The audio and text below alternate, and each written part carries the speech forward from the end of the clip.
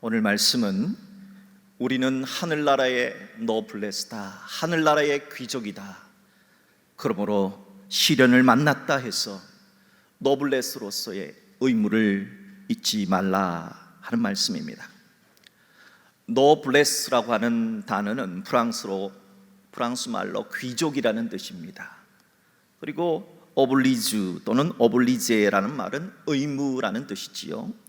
이 두 단어가 합해서 노블리스 오블리제라고 하는 단어가 됐는데, 이 뜻은 신분이 높은 사람은 그 신분에 맞는 도덕적 의무도 높다 하는 그런 뜻입니다. 우리가 가진 것도 없는데, 우리가 왕족도 아는데 왜 우리가 노블레스냐? 성경에 쓰여 있기 때문입니다. 성경 어디에 있느냐? 구약 성경 이사야 43장 1절에 하나님은 우리를 향해 이렇게 말씀하셨습니다. 내가 너를 구속하였고 내가 너를 지명하여 불렀나니 너는 내 것이라. 너는 내 것이라. 하나님이 우리에게 너는 내 것이라 하셨습니다. 우리는 하나님의 것입니다. 또한 예수님은 요한복음 1장 12절에서 예수님을 영접하는 자, 곧 그 이름을 믿는 자들에게는 하나님의 자녀가, 하나님의 아들이 되고 하나님의 딸이 되는 권세를 주셨다 하였습니다. 예수님을 영접하는 사람, 예수를 믿는 사람은 모든 왕의 왕이신 하나님의 아들, 딸이 되니까 영국 왕실의 왕자보다, 영국 왕실의 공주보다 더 대단한 귀족이다. 우리는 그래서 하늘나라의 노블레스다 하는 겁니다. 저는 오늘 우리 성도들은 하늘나라의 노블레스다. 그러므로 시련 속에 처했을 때 어떻게 반응해야 하는가 하는 것들을 오늘 말씀을 살펴보면서 여러분과 함께 은혜를 나누고자 합니다. 그렇다면 먼저 오늘 주신 말씀의 배경부터 살펴보도록 하겠습니다. 오늘 말씀의 배경은 AD 64년 로마 제국의 네로 황제가 다스릴 그 로마 시대에 엄청난 대화재가 일어났을 때가 배경이 됩니다. AD 64년 7월 19일 당시 세계 최강대국이었던 로마 제국의 심장부인 이 로마시에 대화재가 발생했습니다. 그 불은 방화로 밝혀졌고, 이 방화범의 주범은 누구냐? 놀랍게도 로마의 황제 네로였습니다. 로마 황제 네로는 낡은 로마를 불태우고 새롭고 화려하고 웅장한 로마를 건설하고 싶었습니다. 그래서 불을 지른 겁니다. 하지만 네로 황제는 자신을 대신할 희생양을 미리 준비해 놓았습니다. 그 희생양이 바로 그리스도인들이었습니다.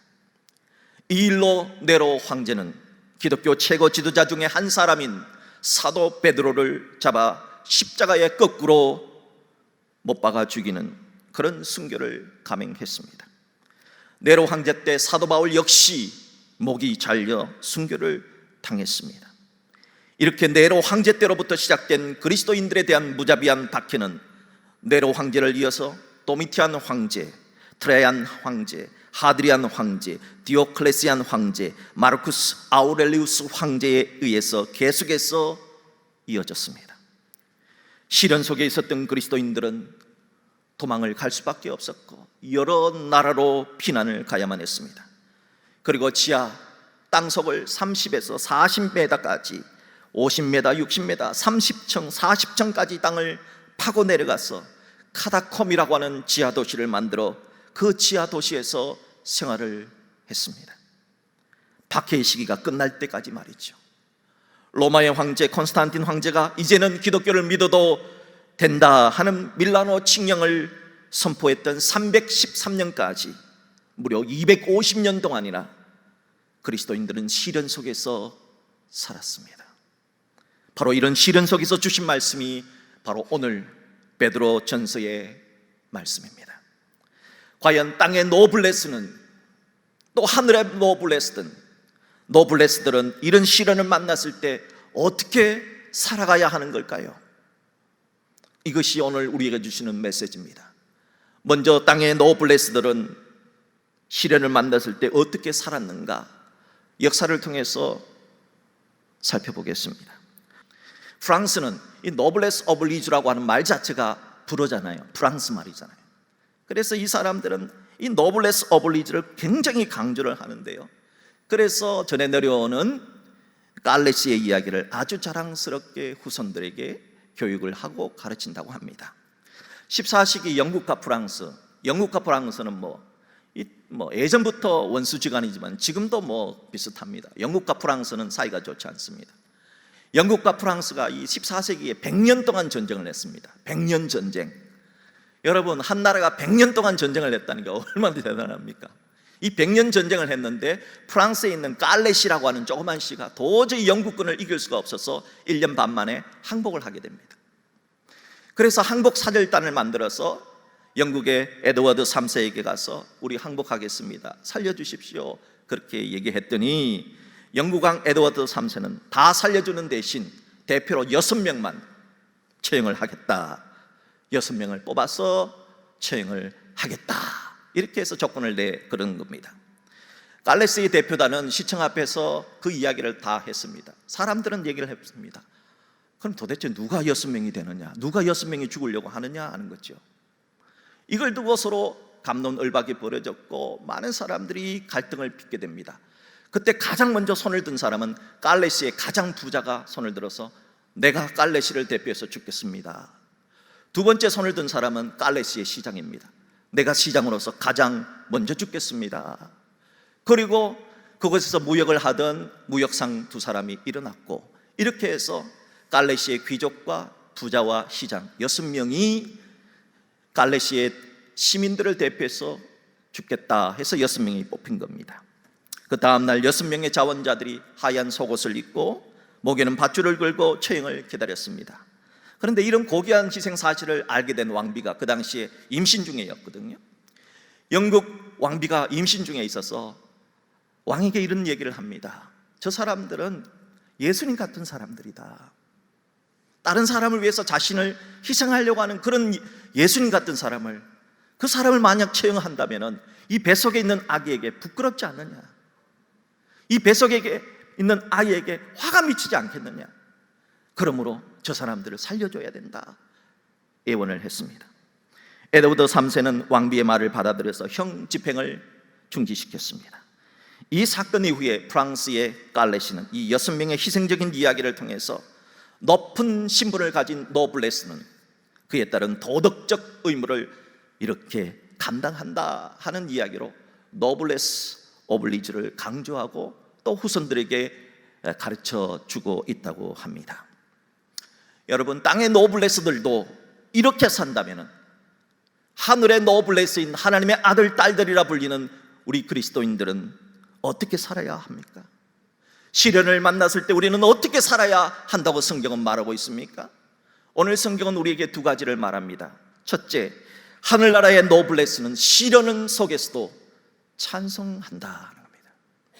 시련 속에서 찬송하라는 겁니다. 오늘 본문 3절의 말씀을 보십시오. 우리 주 예수 그리스도의 아버지 하나님을 찬송하리로다. 사도행전 16장에서는 사도 바울과 실라가 빌립보에서 점치는 귀신을 내쫓아서 전도를 하다가 붙잡혀서 지하 감옥에 갇힌 사건이 나옵니다. 여러분, 귀신을 쫓아내주는 일은 좋은 일 아닙니까? 하나님 나라 복음을 전하는 일은 훌륭한 일 아닙니까? 전도하고 선교하고 훌륭한 일을 했는데 잡혀서 아주 죽도록 매맞고 지하 감옥에 갇힌 겁니다. 여러분, 만약 우리가 이런 시련을 당했으면 어떻게 해야 합니까? 입에서 욕도 나오고 왜 하나님 나한테 이러십니까? 따질 수도 있지 않습니까? 그런 시련을 당한 사도 바울과 실라는 감옥에서 뭘 했을까요? 찬송했습니다. 원망하고 불평을 터뜨려도 될 텐데 찬송을 불렀습니다. 그러자 어떤 일이 생겼습니까? 지진이 났습니다. 감옥의 문들이 다 열리고 그들 손발에 채워졌던 착고가 다 풀렸습니다. 이것을 본 빌립보의 감옥의 간수는 사도 바울 앞에 무릎을 꿇고 이렇게 말합니다. 선생님, 제가 어떻게 하면 좋을까요? 선생님, 제가 어떻게 할까요? 그때 사도 바울은 그 유명한 말을 합니다. 주 예수를 믿으라. 그리하면 너와 내 집이 구원을 받으리라. 빌립보 감옥의 간수는 그 즉시 사도 바울과 신라를 자신의 집으로 모셔서 온 가족이 예수 그리스도의 복음을 듣게 했고 온 가족이 믿고 세례를 받았습니다. 그렇게 해서 자주장사 루디아와 함께 빌립보 교회의 개척 멤버가 된 것입니다. 이것이 바로 빌립보 교회, 기쁨의 교회가 세워진 것입니다. 여러분, 얼마나 놀라운 역사입니까? 그러므로 천국의 노블레스된 성도들은 시련을 만났다 하더라도 낭망하거나 포기하거나 좌절하지 말아야 합니다. 성경은 시련을 만났을 때 하늘나라의 백성들은 오히려 찬송하는 사람이다 말하고 있습니다. 바라기는 천국의 노블레스된 형제자매 여러분, 시련을 당했을 때 바울과 실라와 같이 찬송하십시오. 그래야 시련이 물러가고 도리어 시련이 변하여 우리 앞에 기적 같은 은혜가 우리 앞에 당도할 수 있기를 주의 이름으로 축복합니다. 찬송, 이것이 시련을 만났을 때 하늘의 노블레스인 성도들이 해야 할 첫 번째 믿음의 행동이다 하는 것입니다. 둘째로, 하늘나라의 노블레스는 시련 속에서 무엇을 해야 할까요? 잠깐 근심은 하지만 크게 기뻐하게 될 것을 소망하며 살라는 겁니다. 본문 6절의 말씀을 보십시오. 그러므로 너희가 이제 여러 가지 시험으로 말미암아 잠깐 근심하게 되지 않을 수 없으나 이 세상에는 참 많은 시험이 있습니다. 우리는 그런 시험 때문에 많이 근심할 수 있습니다. 성경은 우리에게 말합니다. 잠깐 근심할 수 있다. 여러분, 코로나19 때문에 얼마나 근심 많습니까? 여러분, 지금 이 1세기 당시에 쓰였던 베드로전서는요, 코로나와 비교할 수 없는 시련 속에 있습니다. 그들은 예수를 믿는 것이 발각되면 잡혀가서 십자가에 못 박혀 화형을 당하고 또 심지어 짐승의 밥이 되기도 했습니다. 그런 상황 속에 있었던 1세기의 그리스도인들은 그런 시험으로 말미암아 근심을 했습니다. 하지만 잠깐 근심했다는 겁니다. 그리고 오히려 크게 기뻐하는도다 했습니다. 잠깐 근심하지만 오히려 크게 기뻐하는 사람, 이것이 그리스도인이다 하는 것 잊지 마십시오. 이 메시지를 가장 잘 전해주는 예언서가 구약의 하박국서입니다. 하박국 선지자는 우리를 대신해서 하나님께 정말 감히 물을 수 없는 수많은 질문들을 하나님께 원망조로 물었습니다. 하나님, 분명 하나님이 이 세상을 통치하신다고 했지 않습니까? 그런데도 세상이 왜 이 모양 이 꼴입니까? 하나님, 세상이 왜 이렇습니까? 왜 악인의 의인보다 더 잘 됩니까? 못된 놈들은 왜 저렇게 설치고 있는데 이 세상을 방치하십니까? 하고 물었습니다. 그렇게 묻는 하박국 선지자에게 하나님은 더 놀라운 답을 주셨습니다. 어떤 답입니까? 하나님은 못되기로 유명한 그 당시의 바벨론 군대, 악랄하기로 유명한 그 바벨론 군대를 통해서 너희를 때리실 것이다, 치실 것이다 하는 말씀이었습니다. 여러분, 바벨론 군대가 어떤 군대입니까? 그 당시 바벨론은 오늘날의 힘 빠진 이라크가 아닙니다. 당시의 바벨론 군대는 세계 최강대국입니다. 그런 바벨론 군대는 하나님을 믿지도 않아요. 자신들의 힘과 무기를 하나님처럼 믿는 자들입니다. 그런 바벨론 군대를 들어서 하나님 믿는 우리 이스라엘을 치신다니, 이게 이해가 됩니까? 하나님 왜 이렇게 하십니까? 따져 물었습니다. 그때 하나님께서 주신 대답이 하박국 2장 4절의 대답입니다. 하박국 2장 4절의 말씀을 들으십시오. 보라, 그의 마음은, 그 바벨론 군대의 마음은, 악인과도 같은 그들의 마음은 교만하며 그 속에서 정직하지 못하나. 바벨론 사람들의 마음은 악인이니까 원래부터 교만한 겁니다. 원래부터 정직하지 않은 겁니다. 하지만 너희는 누구냐? 하늘나라의 노블레스들이 아니냐? 너희는 하나님의 아들, 딸들이 아니냐? 그런 너희들인 하늘나라의 노블레스로, 의인은 그의 믿음으로 말미암아 산다는 겁니다. 의인은 악인과는 다르다는 겁니다. 악인이 그렇게 산다고 해서 의인인 너조차 그렇게 사는 것이 정상이냐? 아니라는 겁니다. 의인은 시련 속에서 어떻게 사느냐? 믿음으로 산다는 겁니다. 세상 사람들은 악인들이 의인보다 더 잘 먹고 잘 사는 것, 코로나와 같은 팬데믹 상황, 잔인한 전쟁들, 9.11 테러와 같은 끔찍한 사건을 보면서 하박국처럼 묻습니다. 세상에 어떻게 이럴 수가 있습니까? 하나님이 계시다면 어찌 이런 일이 일어날 수 있습니까? 묻습니다. 그때 하나님은 우리들에게 이렇게 말합니다. 이런 시련을 당했을 때 세상 사람들은 그렇게 따지고 묻고 원망할 수 있다. 하지만 너희들은 하늘나라의 노블레스들이다. 너희들은 하나님의 아들이다, 하나님의 딸이다. 그러므로 너희들은 그렇게 묻는 것이 아니라, 그렇게 질문해야 되는 것이 아니라 시련 속에서도 믿음으로 살아야 하느니라 하는 말씀을 주신 겁니다. 하늘나라의 노블레스인 성도들이 시련 속에서 믿음으로 살면 하나님은 반드시 우리에게 마지막 해피엔딩을 주신다는 겁니다. 크게 기뻐하게 해주신다는 겁니다. 본문 4절을 보십시오. 우리가 시련 속에서도 믿음으로 살면 하나님은 어떤 복을 주시십니까? 썩지 않고 더럽지 않고 쇠하지 않은 유업을 입게 하시나니 그 놀라운 복은 너희를 위하여 하늘에 간직하신 복이라 했습니다. 여러분, 우리가 믿음으로 살아서 그 복을 받아 누려야 되지 않겠습니까? 본문 7절도 보십시오.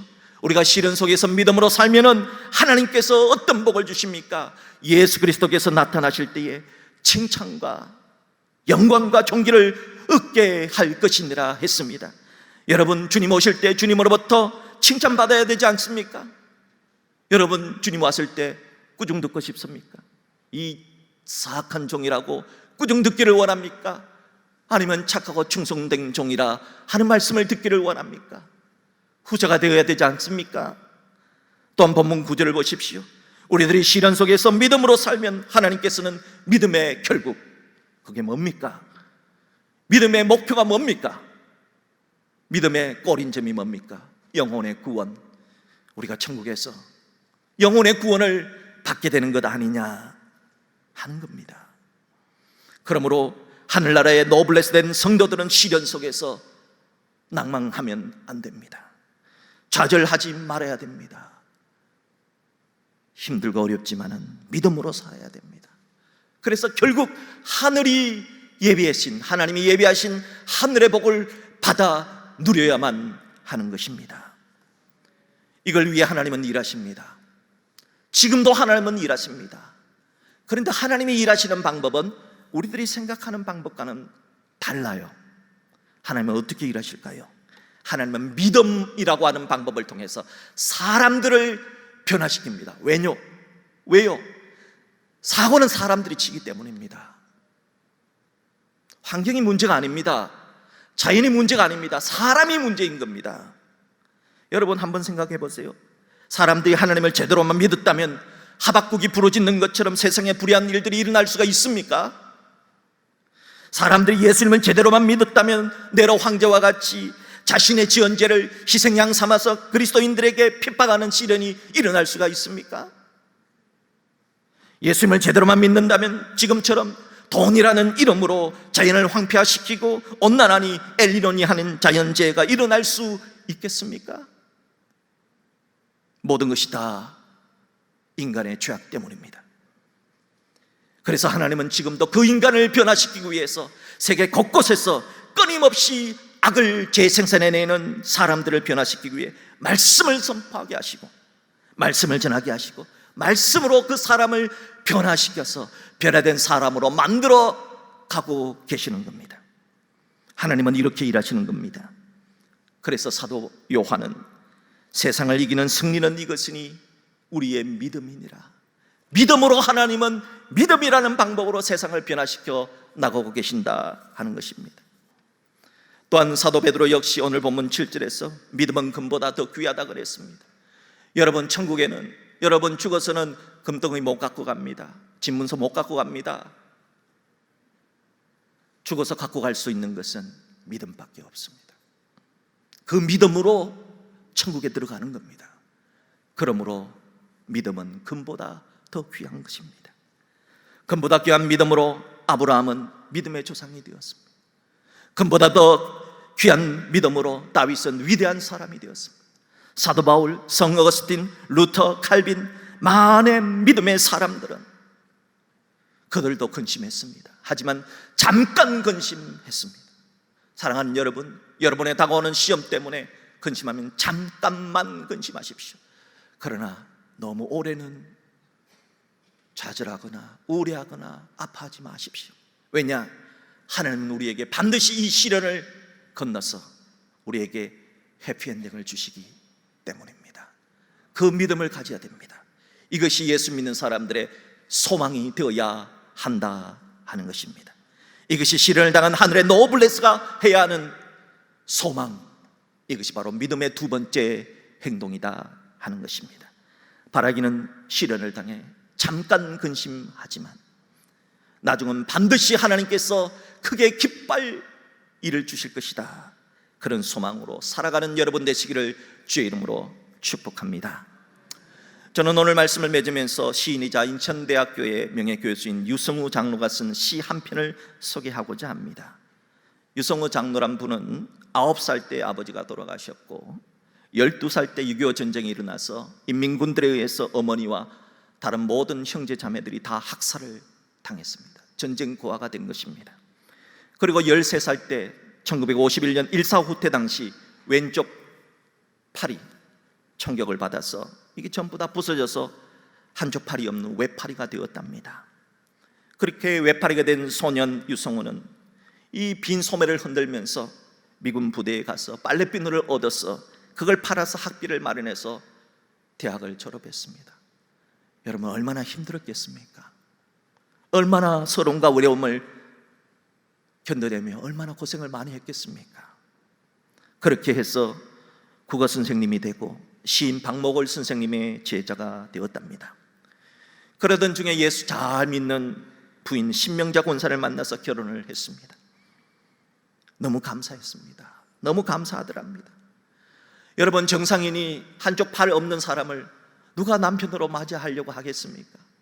한쪽 팔이 없는 자신을 남편으로 받아준 아내가 너무 고마워서 그때부터 교회를 다니기 시작했고 믿음 생활을 시작하면서 자신이 하나님의 말씀을 통해 나는 하늘나라의 노블레스라는 사실을 깨닫고 감격에 겨워서 눈물을 흘린 적이 한두 번이 아니었다 합니다.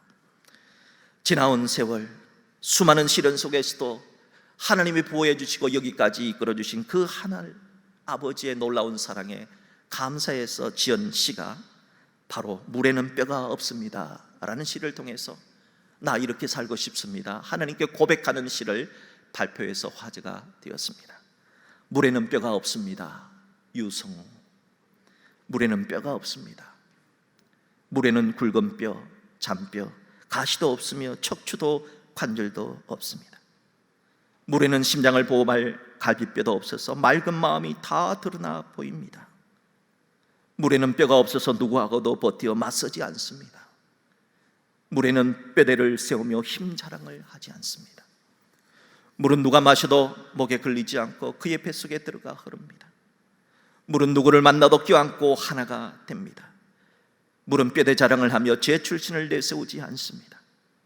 높은 곳 출신일수록 맑고 더욱 빨리 몸을 낮춥니다. 뼈도 없는 것이 마침내 온 땅을 차지하고 푸르게 출렁입니다. 그렇게 살고 싶습니다. 그렇게 살고 싶습니다. 예수 그리스도를 믿음으로 하늘나라의 노블레스가 된 사랑하는 형제자매 여러분, 하나님은 반드시 나에게 미래를 기쁘게 해주실 것이라는 소망을 가지고 살아가는 겁니다. 오늘 주신 베드로전서 이 말씀을 기억하시면서 그 고난 속에 살았던, 죽음의 위기 앞에 살았던 성도들도 찬송했고 소망을 가졌는데, 우리들도 코로나로 인해서 비록 힘들고 어려운 여러 가지 어려움이 있지만 우리들도 이 시련 속에서 찬송하는 성도, 이 시련 속에서도 하나님께서 나에게 좋은 것 주실 것이다 하는 소망을 가지고 살아내는 우리 모두가 될 수 있는 노블레스가 하늘나라의 노블레스, 하늘나라의 노블레스로 살아갈 수 있는 우리 모두가 될 수 있기를 주님의 이름으로 축복합니다.